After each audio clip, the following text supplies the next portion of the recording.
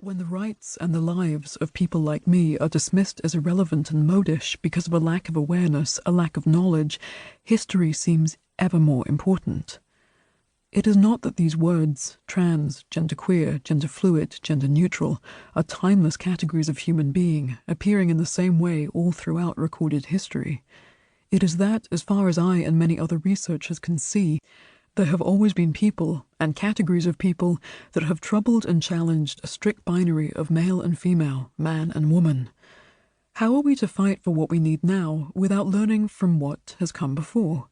How can we consider our options, dream bigger and better dreams, ill-equipped and unprepared?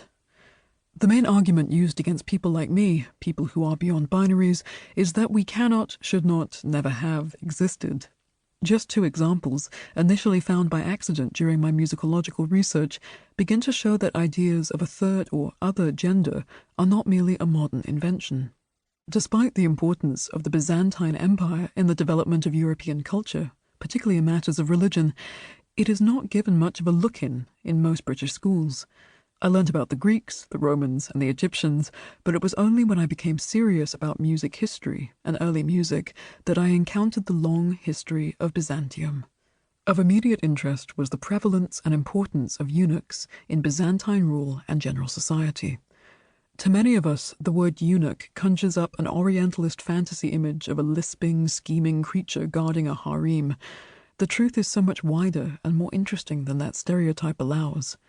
Up to the 9th century, eunuch could mean many things: a sterile man, an impotent man, celibate men and women who abstained from sex for religious reasons, men who castrated themselves to better follow intellectual pursuits, men who castrated themselves as a form of birth control, men who castrated themselves to gain a position reserved for eunuchs, men who were castrated as children by their families for career reasons, and illegitimate male children of the royal line, castrated to preserve the purity of the ruling lineage.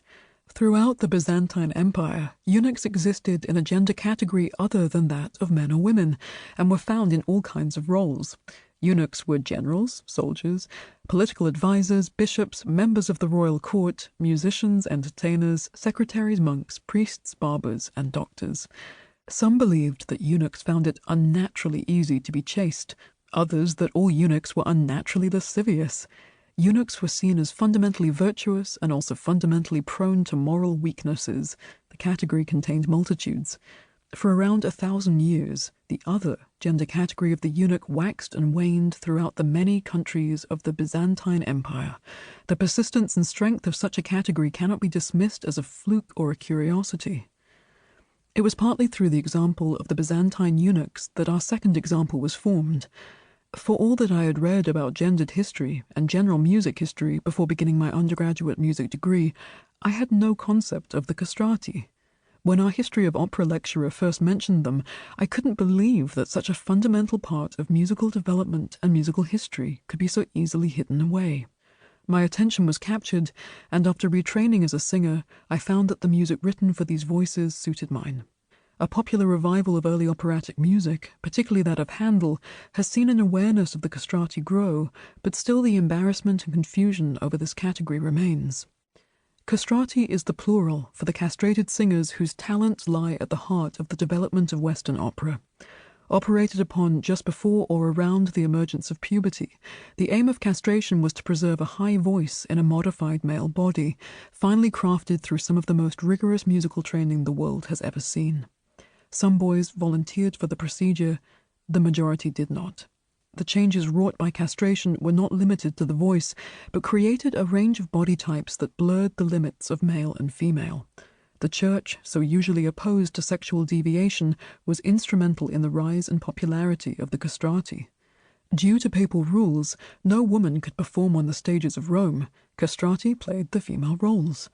Throughout the rest of Europe, but most particularly in Italy and London, castrati were the heroes of the opera stage, the gods, kings, and lovers of the 17th, 18th, and even early 19th centuries. Mocked by some, their beauty and talents were celebrated by others. The best castrati singers were the toast of high society and the confidants of kings. Casanova, in his memoirs, remarked that the erotic effect of the castrati was so strong it forced every man to become a pederast, and having a castrato lover was a mark of success for an aristocratic lady.